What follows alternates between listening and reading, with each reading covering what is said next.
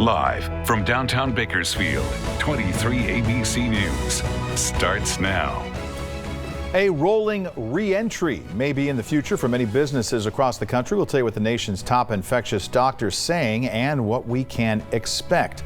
Plus, attempts are made to stabilize a market that's been upended by the global pandemic. We'll tell you how Saudi Arabia and Russia struck a deal for oil production. Plus, a grocery delivery service in need of employees. We'll tell you the easy steps that you can take to apply to Instacart. And a good morning to you. Thanks for tuning in to 23 ABC News at 6 a.m. I'm Mike Hart. Let's bring in 23 ABC's Danielle Kernkamp, who is anchoring live from the campsite this week. Thought I'd throw that in there. I knew that you would have some kind of name for it. I should have asked you a long time ago. I like that. We'll go with that, campsite. You have the bunkhouse, and I have the Kern campsite. Let's bring in Alyssa Flores. I don't think we've given her a name quite yet, but it doesn't matter. She's bringing us the warm weather. Alyssa?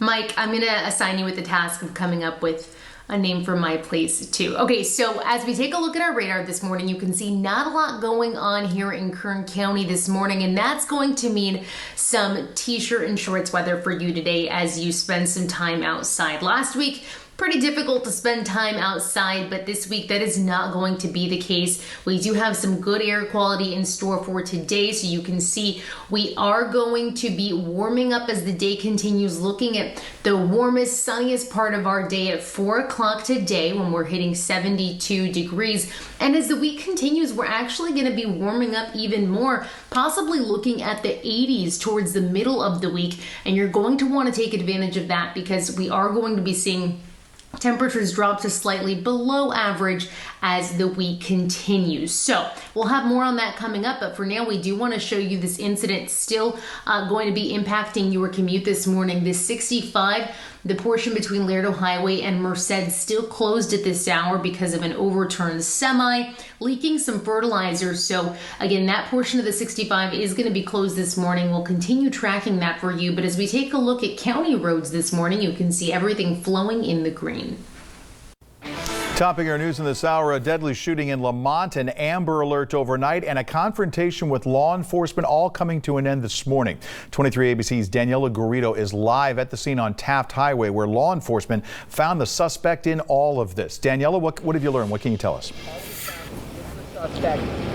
That's right. Good morning. So within the last hour, the Kern County Sheriff's Office has confirmed that the suspect involved in this deadly shooting is dead after exchanging gunfire with law enforcement. Like, as you mentioned, a lot happened overnight that led to this moment. Around 8:30 last night, KCSO responded to a shooting on Florence Street. A woman was found with a gunshot wound that she died from at the hospital. A short time after that, an Amber Alert was issued for a missing 2-year-old boy last seen in the area of the shooting. That little boy was located safely just after 11 p.m. and at about 11:30 p.m. the suspect believed to have shot the woman was located right where we are now in the 2900 block of Taft Highway. Around midnight, the suspect fired shots at law enforcement, and law enforcement fired back. Now, as I mentioned, that suspect is now dead, and KCSO is wrapping up the scene here this morning. However, cars are still being turned away on Taft Highway at Palma Lane. As more information becomes available, we'll continue to update you on our website, turn23.com. Live in Lamont, I'm Daniela Garrido, 23 ABC News, connecting you.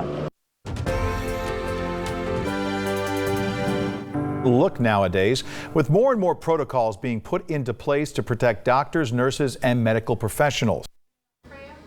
The medical offices of Dr. William Baker in Central Bakersfield is still seeing their regular patients while protecting its staff from anyone infected with the coronavirus. Patients are triaged at the main entrance before being let into the building.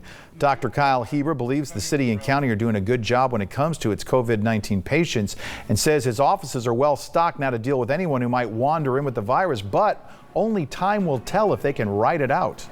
Identify a case safely, keeping our staff, ourselves, our other patients safe so that we can take care of all the other non-COVID related illnesses, because those don't stop. That does require quite a lot of PPE, but we're trying to be smart about it. The hospitals are struggling on a weekly basis. They're keeping their stockpiles okay, but they don't know what it's going to look like in 2-3 weeks. Meanwhile, doing what they can to conserve what they have and using the resources that they have in their stockpile as efficiently as they have. Dr. Hebers asks any of their patients or someone needing treatment to call their offices first. There is telehealth services available, and they'll have a better idea of how to treat you before you arrive. And some optimistic news. Businesses could start to gradually reopen by May. This is according to the country's top disease expert, Dr. Anthony Fauci. Experts say that depends on how well we can social distance and how quickly health authorities can identify and isolate people who've been exposed. Fauci's idea of a rolling re-entry would be based on the pandemic status in different parts of the country. Once the number of people who are seriously ill significantly decreases, Fauci says officials in different areas can then begin to think about which businesses to reopen. The president's new communications team officially starts today. Kayleigh McEnany takes over as White House press secretary. The chief of staff, Mark Meadows, also hired team members Alyssa Farah and Ben Williamson. The new hires represent Meadows' first major staffing changes. They step into their new roles with a major test in front of them, the pandemic. It's not clear if they will play a larger role in COVID-19 messaging, which has largely been handled by the vice president's office for the past 6 weeks. The White House communications operation has long drawn the ire of many senior staffers. Former White House press secretary Stephanie Grisham signed off on Twitter Sunday. The world's biggest energy producers are ending a brutal price war. OPEC and its allies have agreed to cut oil production by nearly 10 million barrels a day, the largest amount ever. The deal comes weeks after Russia and Saudi Arabia driving oil prices to their lowest in more than 18 years. On Sunday, the two leaders and President Trump expressed satisfaction on the agreement. Now, with less traffic, it's been easier for construction workers to make road repairs. But if traffic continues at this rate, it'll be harder in the future to keep those repairs going. A lot of funding for road work comes from fuel taxes, tolls, and other driving fees. Without that revenue, thousands of projects could be delayed nationwide. State transportation agencies have asked Congress for an immediate $50 billion to prevent major cuts. And as many restaurants struggle to stay open, some have turned to selling their ingredients as groceries. From local eateries to big chains, the idea is catching on nationwide. This week, Panera is launching a grocery option that'll offer produce, bread, milk, eggs, among other items. Subway's also selling groceries at select stores in 5 states right now.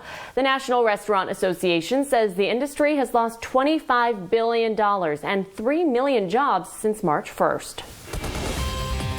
Now, during this time, it can be difficult to find a job, but Instacart, a grocery delivery service, wants to help with that. 23 ABC's Daniela Garrido has more in this week's Kern Back in Business.